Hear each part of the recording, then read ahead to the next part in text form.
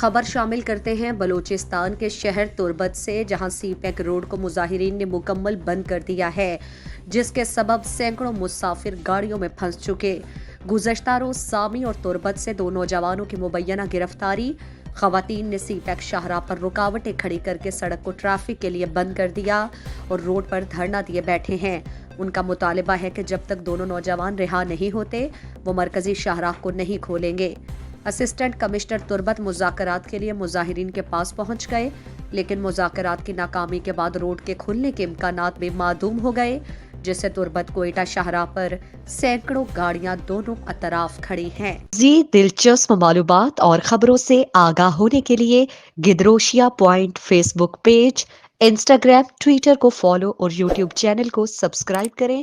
Bell icon button دبانا نہ بھولیں۔